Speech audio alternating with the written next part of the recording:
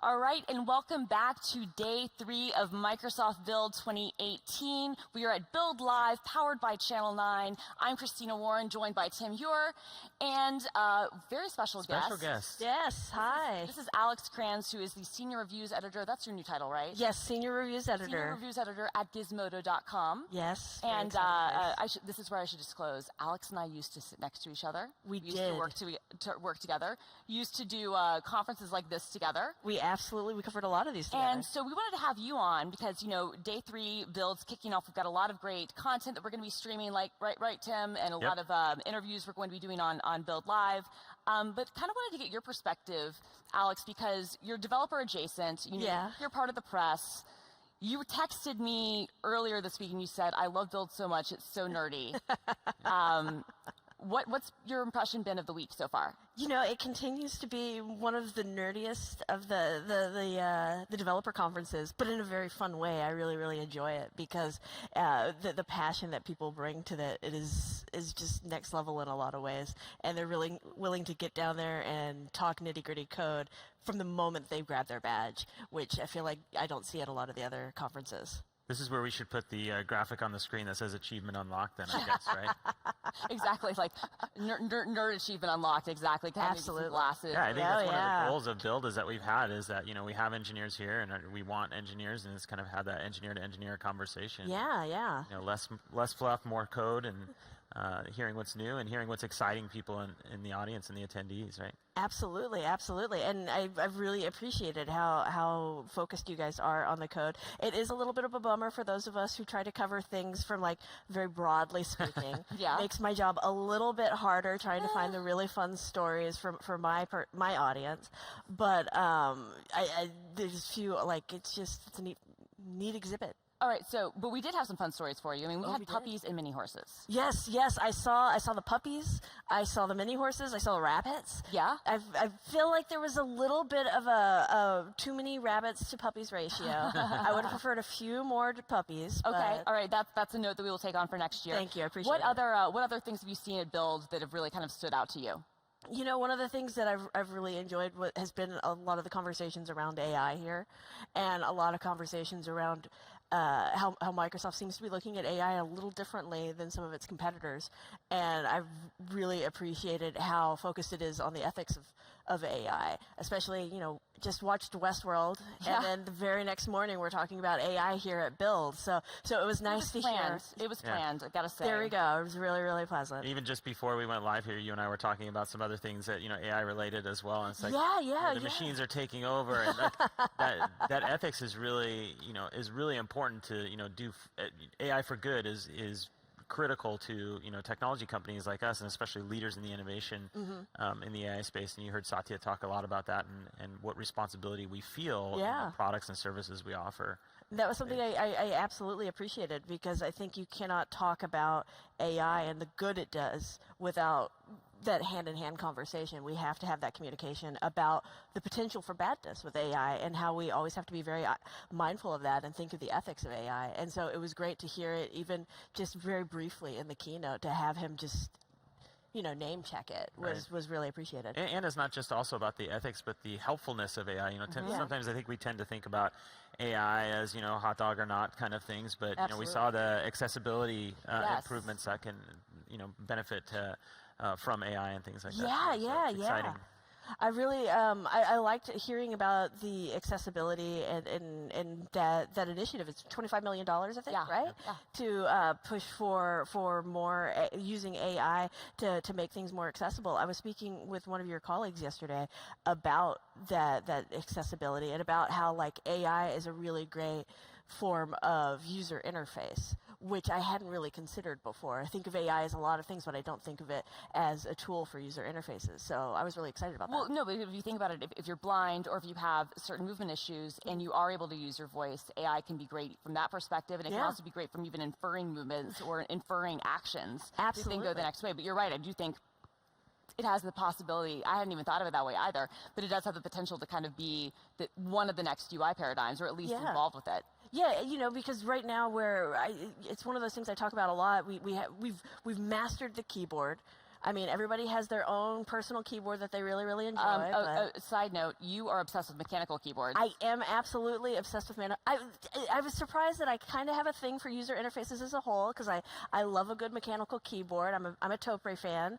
And then I really enjoy a trackball mouse. I know I'm like the thumb trackball, not on the bottom of the mouse. I'm old, but not that old. No, you're like what was it, the TrackMan? Was that the Logitech TrackMan. I dig the heck out of that guy, and so I like to talk about these user interfaces, and voice UI is one of those things that when we think about it is really still in its infancy, and we haven't created the voice equivalent of the GUI yet. So I think it's a really cool time to be talking about user interfaces and the different ways that we can expand on that, because there's so much development to happen there that just hasn't even barely begun. I think the key point for me in the voice area is like we've seemed to start perfecting now the command aspect of voice, but less about the conversation and the natural language aspect of it, right? Right, which is the real power of AI and machine learning, is that we can use these data sets to actually have it become more conversational and infer when I say, flour, I need some flour, for my cake, it's different than you're not going to get daisies. Exactly. And an interesting cookie. I don't know. It would be an interesting cookie, but that's a different. But like that's one of those difficult models we've got to solve, and that's, I guess, the fun of it. But I think you're right. I mean, we've gotten the command aspect right. Now we need to get to the conversation standpoint. Yeah. Yeah, I absolutely agree with that, and it's been exciting to see just how quickly we got the command stuff right. Yeah. And how easily we got used to just talking to our devices. Have you guys noticed that? Like I don't know about you guys, watching at home, but I became very comfortable, very easy talking to my computer, talking to my, Alexa, talking to, any of those devices. Like, yes, I will do that. And I don't know if you're like me or my family too. We all have our different phones, whether it's Cortana or Siri or Google Assistant or things like that. You've now, it's not just talking at them and commanding, like you individually have given them a personality, and you probably curse at them when they give you the wrong answer. I know when listening to my teenagers and everything, when our home devices don't effectively give us the right answers we're looking for, they start yelling at them and calling them idiots and things like that. And so it's like now I'm seeing a lot of these demos. I'm worried how much we're training the model to fight back at us. So I mean, that's the ethics of AI. Yeah, it all goes back to that. We don't want to enrage our future robot overlords too much. That's right. That's right. Be a little polite to them. And, and this is actually a great segue, because when we talk about ethics in AI and how we can get around biases, one of the ways we do that is by having more diverse engineers, more diverse viewpoints as part of the conversation, and is building those models, because that's the only way we get past it. And we actually have another guest right now joining us. Hi. Rodrigo. Hi. Microsoft. You're the global director of Gleam. Is that? Outreach co-director. Outreach co-director at Gleam, and Gleam is Microsoft's LGBTQIA, I guess, employee group. Is that? Yes, we've been around for quite a while, and we do quite a few things. I think one of the two biggest things at the outreach, at least, my job, my role, what we do is, one is network with other LGBTQ plus ERG groups across Puget Sound, across the US and the world. And the second thing is networking with nonprofits in the area, so that we can give back. We can empower our members by connecting them with these LGBTQ plus nonprofits, and doing all these events throughout the year, so that those nonprofits that need help the most, whether it's an actual help, volunteering hours, or money, they can do that on a consistent basis, either one-off or monthly, recurring, whatever that is. Do you have any thoughts? I mean, I obviously, I think having connecting with the community and doing that outreach is so important. But do you have any insights into, working at a tech company, what having that sort of thing can do with our engineers to maybe making our systems and our AIs more diverse and less biased, especially when it comes to marginalized communities? Yeah, I mean, last year we had, during 1 week, which is where we kind of hack for an entire week, we had this thing called the Gleam Portal, where we came together and we determined or established what an allyship program would look like. And we actually used one of our frameworks for the Q&A bot that's powered by Microsoft, and it's actually, I believe the machine learning people were the ones that put it together. And it was so interesting to see how we've been able to help them, and at the same time, as we ask questions, understand and be more mindful of how to use words correctly, or how to be mindful of he, she, non-binary.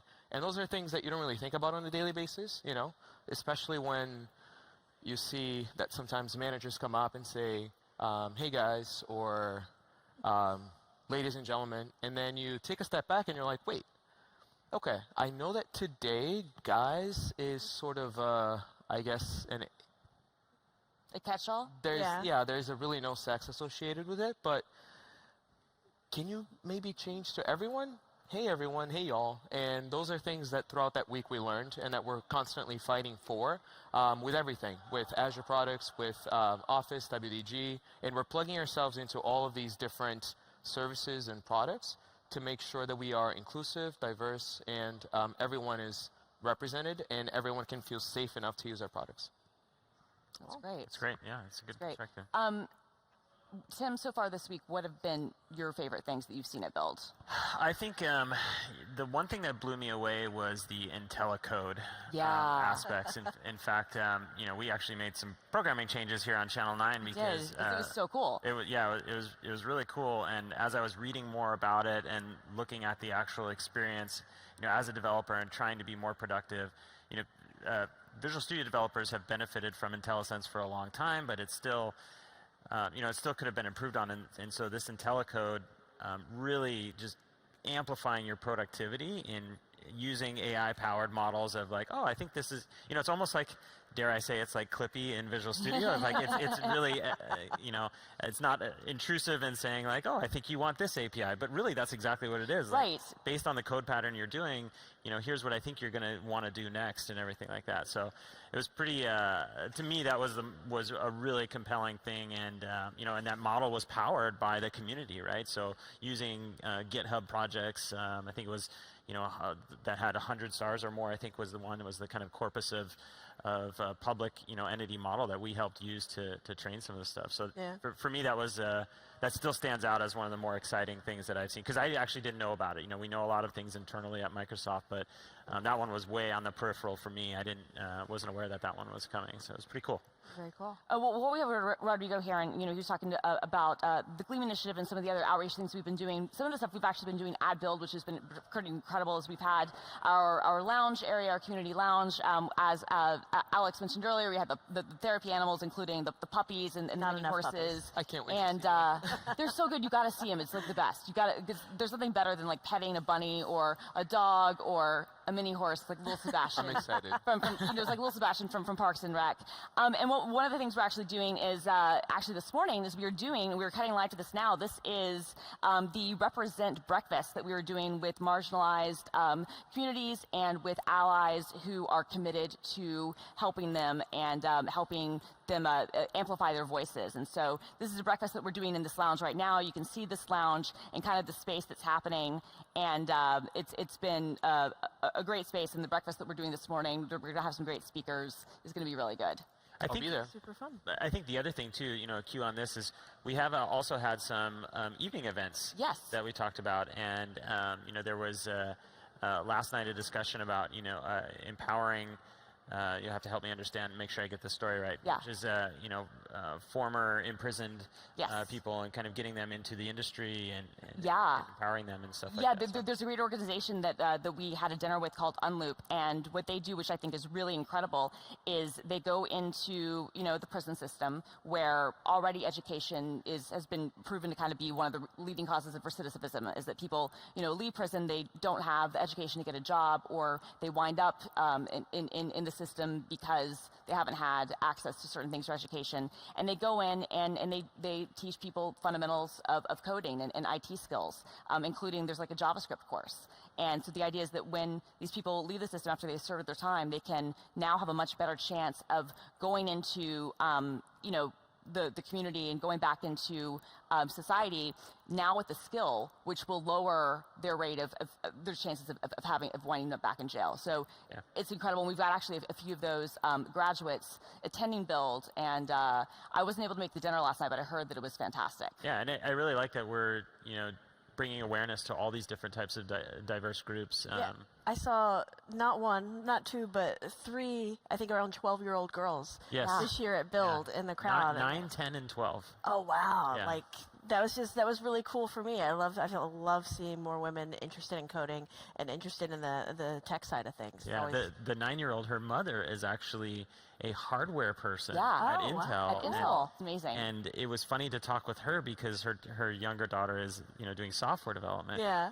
And her mother was like, it's interesting for me now in my home. I see this, this other side of things, and she has now a more personal connection rather than just, the engineers she worked with. A software engineer and a hardware engineer. Oh my goodness! In the house. Oh, that's gonna be rough. Wait for that. But I think the whole thing is this: that we are helping kind of redefine what our stereotype of what a developer looks like. Yes. So whether it's a young girl, whether it's someone who identifies as a different type of gender identity, whether it's somebody who just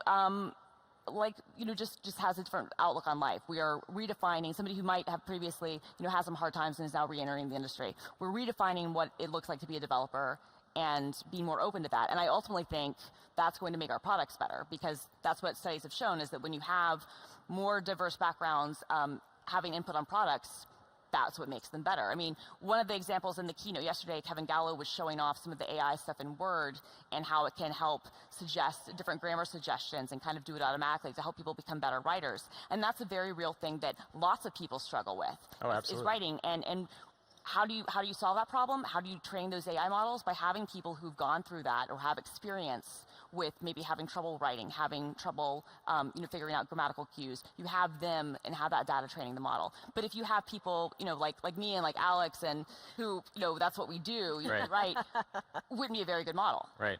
So yeah, we also, Office is, for Microsoft, I really see Office leading the space in this area. OneNote last year did a lot of work to improve and help people with dyslexia use Office products and things like that, especially in the classroom where, dyslexia can be a really barrier to, obviously learning, but also kind of, this shame feeling of like, I'm not going to tell people that I have this, these challenges, and schools are constantly using tech all over the place now, and it's more rapidly. And so, the improvements that we did in OneNote and other Office products for that I felt was really empowering to that community as well. So it's exciting to see a lot of these advancements, whether it's using AI or just technology in general to improve everybody's life, right? That's Satya has told us that that's his mission, right? Is to empower everybody. Well, I think with dyslexia, it's often improved by a font, right? There's just they've designed a few really cool fonts for dyslexia, and all these kids now who couldn't get through a book, you give them an e-reader or a tablet, a Surface tablet, if you will. Plug it for you guys.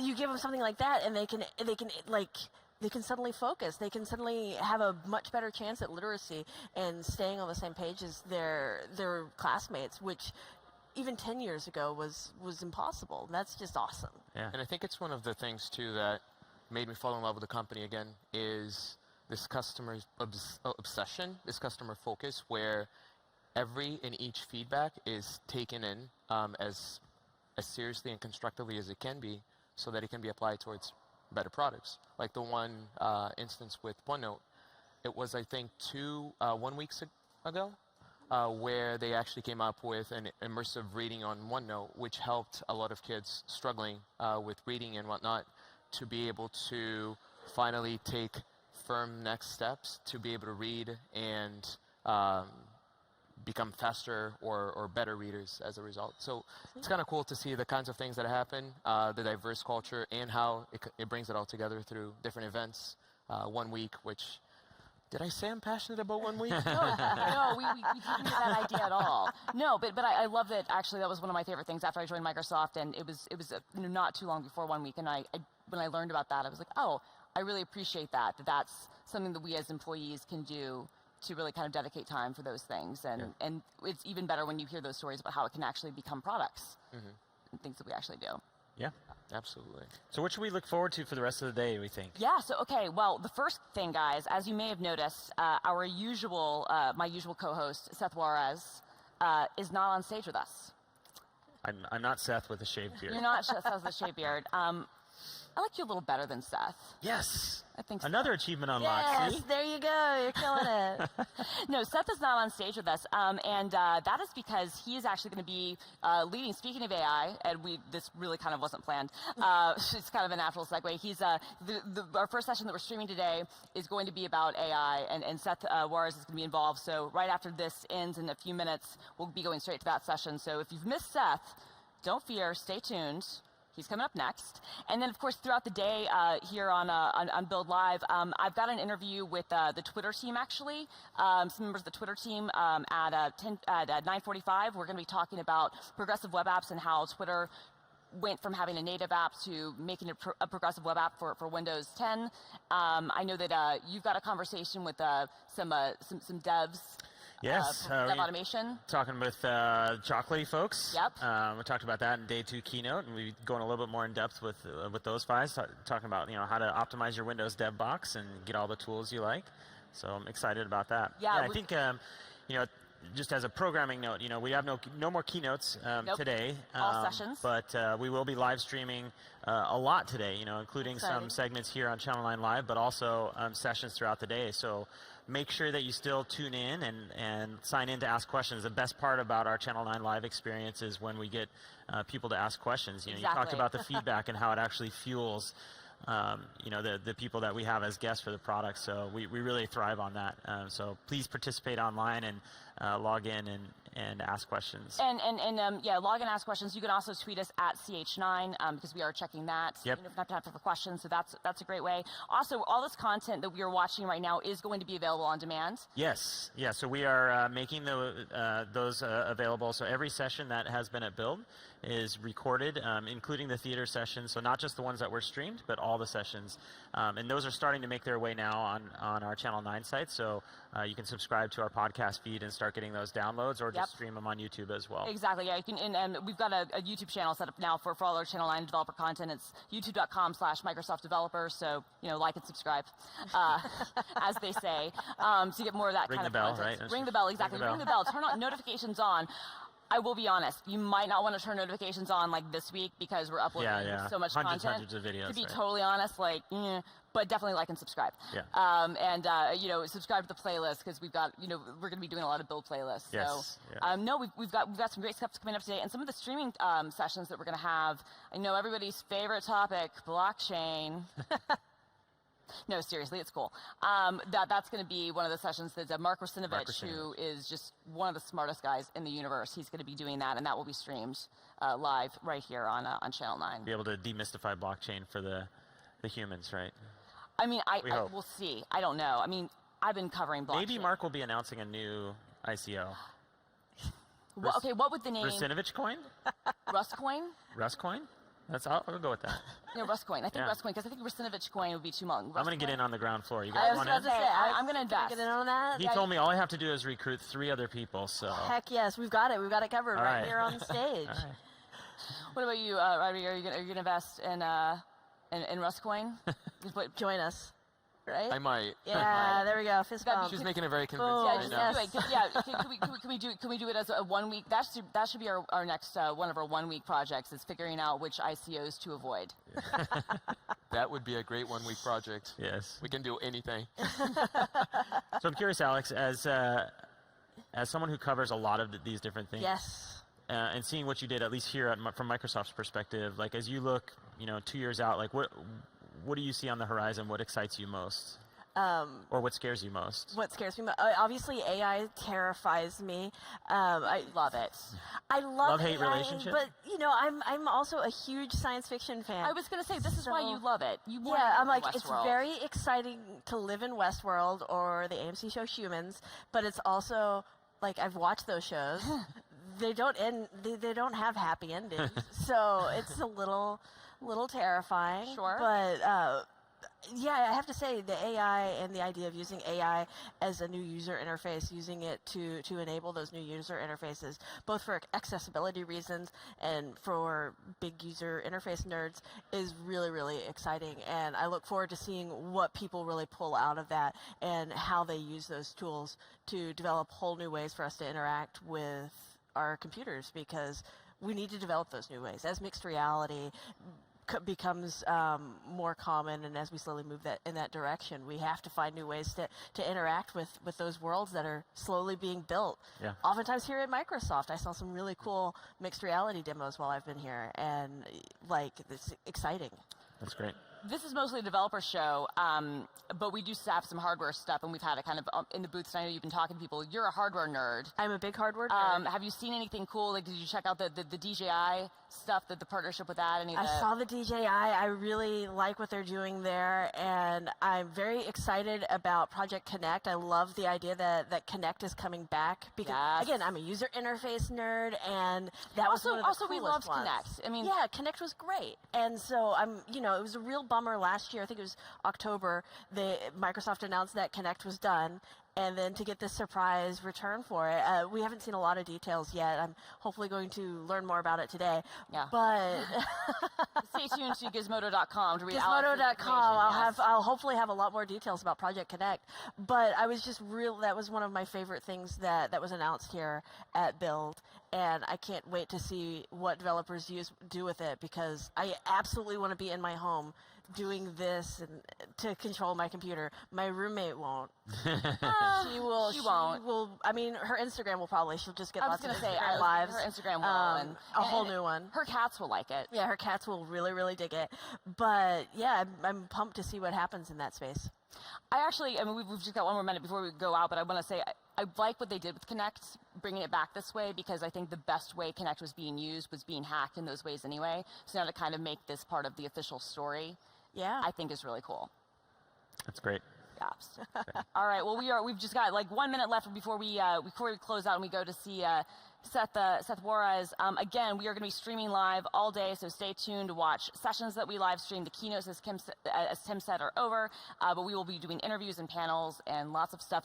Actually, speaking of IoT, because we were talking about that, we're going to have a live episode of the IoT show at noon Pacific time today, where you'll be on the show floor and be able to see all that cool stuff. So if you want to ask questions, make sure that you log in, click on the sign in button at the top of the Build website, and that way you can then click a button to ask a question to give us your feedback. Or you can tweet us at CH9, and we would love to hear your feedback. That's awesome. Yeah, I'm exciid for Olivier is going to join us. Yeah, Olivier's going to do that. I'm really excited to see that too, because I think that'll be really fun. That's great.